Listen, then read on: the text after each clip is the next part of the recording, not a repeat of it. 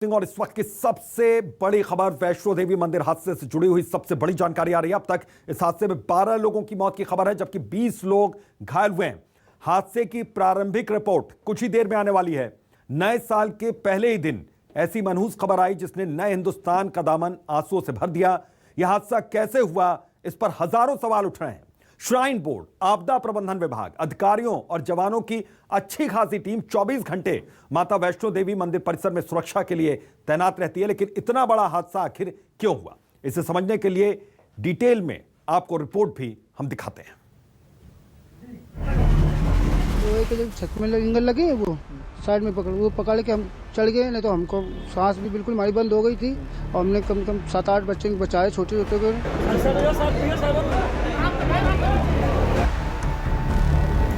हम लोग भी बहुत मुश्किल से बचे, झुक के बचे, चोटें लगी, ये सब गर्दन पे पैर रख के जैसे तैसे माता रानी कृपा से बचे। नए साल की खुशियां काफूर हो चुकी थी। लोग साल का आगाज पवित्र दर्शन के साथ करना चाहते थे। 2 डिग्री सेल्सियस के तापमान में नंगे पांव 13 किलोमीटर की चढ़ाई करने वाले श्रद्धालु इस उम्मीद में दरबार में मत्था टेक रहे थे कि पूरा साल उनके लिए अच्छी खबर लेकर आए, लेकिन नए साल के पहले ही दिन उनके लिए मनहूस खबर आई। वक्त रात के करीब 2:45 बजे। लोकेशन माता वैष्णो देवी मंदिर। भगदड़ मची और पल भर में खुशियां खून के छींटों में तब्दील हो गई। अभी भी जो है आपको बता दूं कि जो यात्री है, काफी संख्या में श्रद्धालु कटरा में है, हजारों की संख्या में नहीं बल्कि लाखों की तादाद में श्रद्धालु जो है अलग अलग जगह कटरा में हमने देखे हैं। कटरा में इतने ज्यादा श्रद्धालु हैं कि हर कोई श्रद्धालु ये चाहता है, क्योंकि उसकी कोशिश रहती है कि साल के पहले दिन मां वैष्णो देवी द्वार के दर्शन करे, मां वैष्णो देवी का आशीर्वाद ले, ताकि उसका पूरा साल अच्छा रहे। अगर मैं बात करूं कटरा से लेकर भवन तक की, आप देखिए कि रास्ते में जो आधे रास्ते में अर्धकुंवारी आता है, अर्धकुंवारी में भी हजारों की संख्या में श्रद्धालु हैं। ये आप तस्वीरों में देखिए, सामने आपको पहाड़ों पे, त्रिकुटा पर्वत के पहाड़ों में आपको अर्धकुंवारी का मंदिर दिखेगा। यहां पर भी हजारों की संख्या में श्रद्धालु रहते हैं। अब जब श्रद्धालु यात्रा शुरू करते हैं, क्योंकि हेलीकॉप्टर से यात्री चलते हैं, पैदल जाते हैं, पैदल भी 2 मार्ग है, ताराकोट मार्ग है, दूसरा जो पारंपरिक मार्ग है वो है। अब श्रद्धालु काफी ज्यादा संख्या में वहां पर आते हैं, तो ऑनलाइन पर्ची जो है कुछ श्रद्धालुओं के पास होती है। जब श्रद्धालु ऊपर जा रहे थे भवन की ओर, तो फिर कैसे जो है, अगर 25,000 एक सीमा तय की गई है कि प्रतिदिन श्रद्धालु जो है कोविड गाइडलाइन को ध्यान में रखते हुए, पहले 50,000 थी, अब 25,000 की गई, तो 25,000 से ज्यादा कैसे श्रद्धालु भवन पहुंच जाते हैं। अगर पहुंच जाते हैं तो फिर, क्योंकि एंट्री एग्जिट का रास्ता एक है, जिस रास्ते से आपने दर्शन को जाना है उसी रास्ते से आपने वापिस आना है, और रास्ता इतना ज्यादा जो है वो रास्ता खुला नहीं है, रास्ता जो है वो टाइट है, बीच में संक्रिय हो जाता है। तो वही बड़ा हादसा रहा, क्योंकि जब वहां पर आपसी किसी के बीच में कोई विवाद होता है, जब वहां भगदड़ की स्थिति मचती है, तो हर कोई चाहता है कि वो भागे, लेकिन वो भाग के जाएगा किस तरफ, क्योंकि रास्ता बेहद। लोग चीख रहे थे, भाग रहे थे जान बचाने के लिए। चश्मदीदों की जुबानी सुनेंगे तो यकीन मानिए हादसे के वो खौफनाक मंजर आपकी आंखों के सामने तैरने लगेंगे। ये हमारे दोस्त हैं, ये हमारी दुकान के बगल में पेट्रोल पंप भरते थे, एकदम खत्म हो गए हैं। और उनके जीजा हैं साथ में, हम लोग साथ में आते जम्मू घूमने। तो ये हादसा जब हुआ तो आप लोग जो है कैसे फिर वहां से बचे, आप लोग कैसे अपनी जानों को? लोहे के जो छत में एंगल लगे है वो साइड में पकड़ के हम चढ़ गए, नहीं तो हमको सांस भी बिल्कुल हमारी बंद हो गई थी। और हमने कम से कम 7-8 बच्चे बचाए, छोटे छोटे को, अपने भाई कुछ समझ के बचाया। हमने उसको पकड़ के ले ली, तो भी हमारे चोट लग चुकी, यहाँ दर्द बहुत तेज है।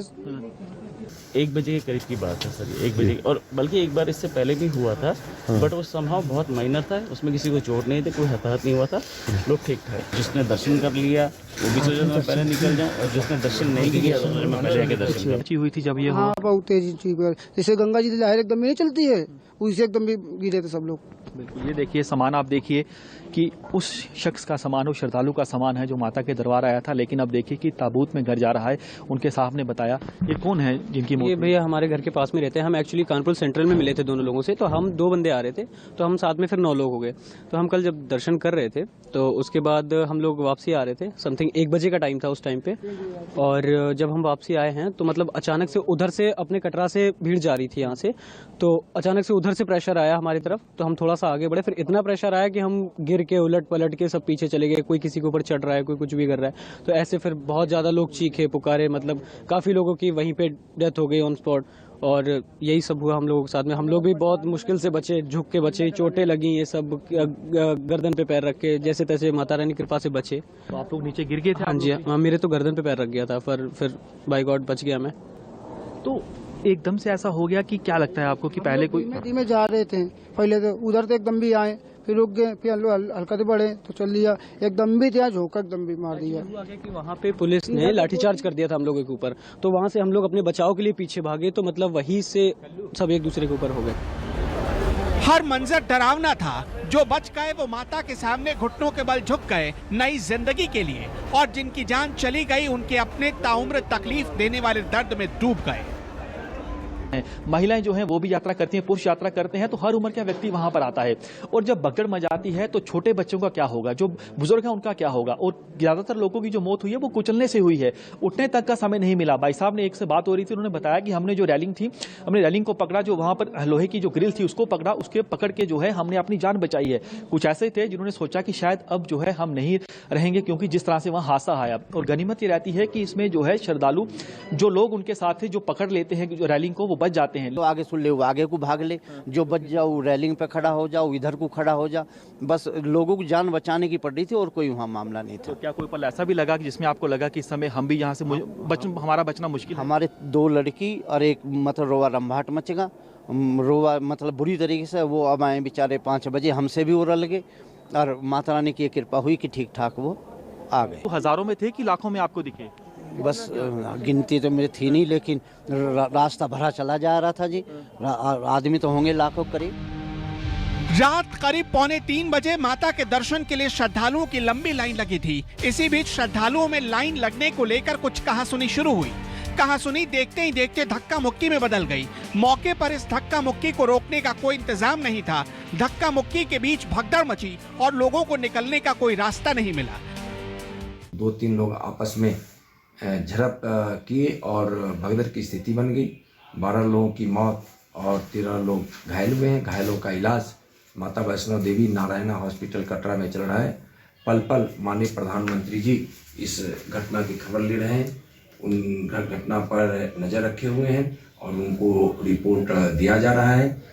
और पूरी तरह से वहाँ जो श्रद्धालु हैं उनके सहयोग और सेवा के लिए प्रधानमंत्री जी के निर्देश के अनुसार सारी व्यवस्था खड़ी की गई है। एक एसओपी जो बनाया गया है उसके तहत ही पूरी जो है वो यात्रा गतिमान है और पूरे एसओपी को स्ट्रिक्टली फॉलो किया गया। जैसा मैंने आपको बताया कि already inquiry has been ordered. अब वो उसमें एक जो है वहाँ पर क्या कारण रहे उसको तभी हम मध्य रात्रि को हुई है, लगभग 1:15 के करीब। और इसमें अनफॉर्चुनेटली 12 पिलग्रिम्स जो हैं उनकी इसमें जो है वो डेथ हुई और 15 के करीब जो पिलग्रिम्स हैं वो इंजर्ड हुए।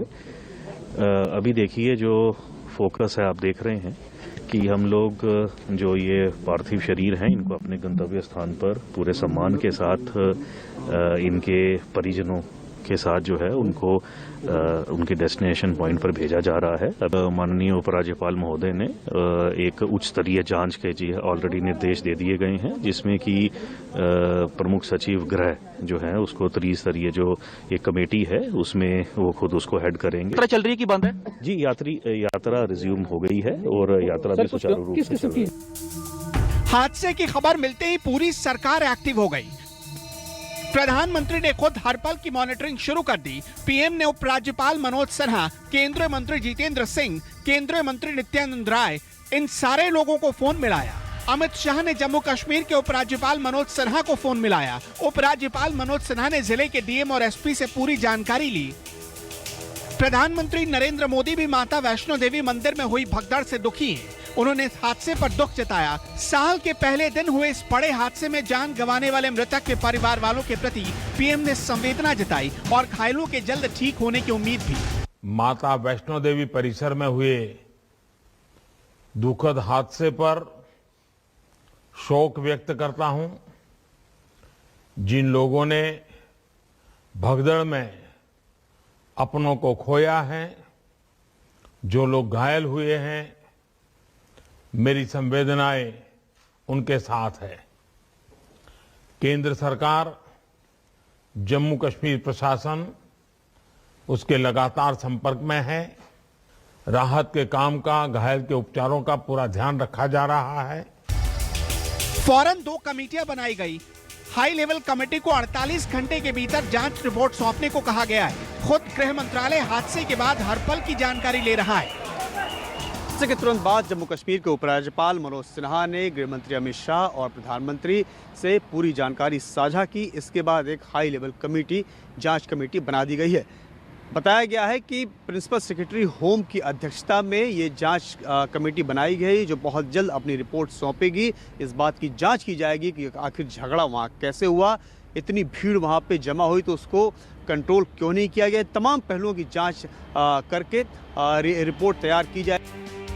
भगदड़ में जान गंवाने वाले ज्यादातर लोग उत्तर प्रदेश, पंजाब, हरियाणा और जम्मू कश्मीर के बताए जा रहे हैं। केंद्र सरकार ने मृतकों के परिजनों को 2-2 लाख रुपए और घायलों को 50-50 हजार रुपए का मुआवजा देने का ऐलान किया है। जम्मू कश्मीर के उपराज्यपाल मनोज सिन्हा ने मृतकों के परिजनों को 10-10 लाख रुपए और घायलों को 2-2 लाख रुपए आर्थिक सहायता देने की घोषणा की। हादसे के बाद भी वैष्णो देवी यात्रा रुकी नहीं। हम लोग 12 बजे दर्शन करके निकले थे, 12:15 में निकले थे दर्शन करके। और जैसे हम आ रहे थे तो कोई ऐसा सब जा रहे थे, यात्रा लोग पूरे लोग जा रहे थे। अचानक तेली आगे धक्का आया। कम से कम उधर से आ रहे, कम से कम 2000 तो ऊपर आदमी आ रहे थे और इधर से आए कम से कम बहुत 500-600 आदमी आ रहा। एकदम भी लेते तो धक्का मारते चले गए सब। इंगल हम न पकड़ लेते तो आज हम भी जिंदा न होते। अब मुझे आप बताओ कि 2 लाख यहाँ पे मतलब 2 लाख यात्रा वहाँ पे थी, तो उसका क्या वो 2 एडमिनिस्ट्रेशन क्या 10 बंदे जाके उनको काबू कर सकते हैं? तो सारे लोग इधर से तो उन्होंने इतने ही भेजे होंगे ना, सुबह से यात्रा चल रही थी। कोई कंट्रोल करने वाला था ही नहीं वहाँ पे, पहली बात तो यही है। दूसरी चीज, पीछे से मतलब ऐसी बदतमीजी हुई, आपस में लड़े 2-4 लोग, भगदड़ आगे को मच गई, कुछ पीछे को मच गई, गिरने लगे लोग। बिल्कुल कोई मतलब कुछ इंतजाम नहीं था। वहाँ ये देखा कि हैवानियत, पुलिस का कोई इंतजाम नहीं था, सीआरपी का कोई इंतजाम नहीं है। सीआरपीएफ जो बनती है, हम 20 वर्षों से आते हैं यहाँ, 20 वर्षों से 150 जैसी हमारी श्रद्धा होती है वैसी बस आती हैं। जो सिक्योरिटी पहले होती थी भाई, 100 आदमियों के दर्शन होते थे, ना किसी ने कोई कार्ड देखा, ना किसी ने कोई कोरोना की रिपोर्ट देखी, सूदे गई जैसे जिसका जी कर रहा वैसे दर्शन। 31 दिसंबर को ऐसे ही यात्रा चलती। मेरी उम्र भी 40 साल हो गई है। 40 साल से हम देख रहे हैं, ऐसा कभी हादसा नहीं हुआ है। ये काफ़ी पीड़ादायक हादसा हो गया है। जैसे रश ज़्यादा हो गया था, यात्रियों की आपस में भिड़ंत हो गई थी, उस कारण की इसको कंट्रोल नहीं कर पाया। इस हादसे ने एक साथ कई सवाल खड़े कर दिए। क्या भीड़ को काबू करने के लिए वैष्णो देवी मंदिर परिसर में कोई व्यवस्था नहीं थी? क्या आपदा प्रबंधन का कोई इंतजाम नहीं था? लाइन लगने को लेकर पूरा विवाद हुआ तो क्या दर्शन के लिए आने वाले श्रद्धालुओं की लाइन की देखरेख की भी कोई व्यवस्था नहीं होती? 1 तारीख को इतनी भीड़ जमा हो गई वहाँ पे कि शायद आने जाने वाले दोनों श्रद्धालु मिक्स होते गए और उसी मिक्सचर में श्रद्धालुओं की तादाद बढ़ती गई। अब ये क्लियरली प्रशासन का फॉल्ट है। हादसे के बाद कटरा के अस्पतालों में अफरा तफरी मची रही। ये नारायण अस्पताल है। भगदड़ में अपने परिजनों से बिछड़े लोग भागे भागे अस्पताल पहुंच रहे थे ताकि कोई तो उन्हें खबर दे दे कि उनके अपने सेफ हैं। लेकिन अस्पतालों में जो आलम था वो लोगों के भीतर खौफ और गुस्से को और बढ़ा रहा था। हाँ, कुछ देर के लिए जब ये मामला जो हुआ, जो लोग बता रहे थे, जो कहना हमारा आई विटनेस हम कह सकते हैं, उनका ये कहना था कि जैसे जी हुआ कुछ कंडीशन को संभालने के लिए पूरी तरह से रास्ते में जो भी यात्रियों को रोका गया। रोकने बाद पूरा जब क्लियर उसको ऑपरेशन जो भी प्रशासन ने, श्राइन बोर्ड ने जो भी किया होगा, उसके उपरांत यात्रा जो हम कह सकते हैं कोई 2 से 3 घंटे। जिम्मेदारी किसको मानते हैं आप? देखिए, जिम्मेदारी की बात अगर हम कहें तो इसमें जनरली इसको एक नेचुरल कैलेमिटी तो ले सकते हैं। अरे जिम्मेवारी तो एडमिनिस्ट्रेशन की भी है और प्रशासन श्राइन बोर्ड की भी है। जाहिर तौर पर श्राइन बोर्ड की जिम्मेदारी है कि अगर 25,000 श्रद्धालु प्रतिदिन छोड़ने हैं तो फिर कैसे इतने श्रद्धालु वहां पर पहुंचे। एक चीज और आपको बता दूं कि अब जो है कुछ श्रद्धालु देखा जाता है कि ऑनलाइन।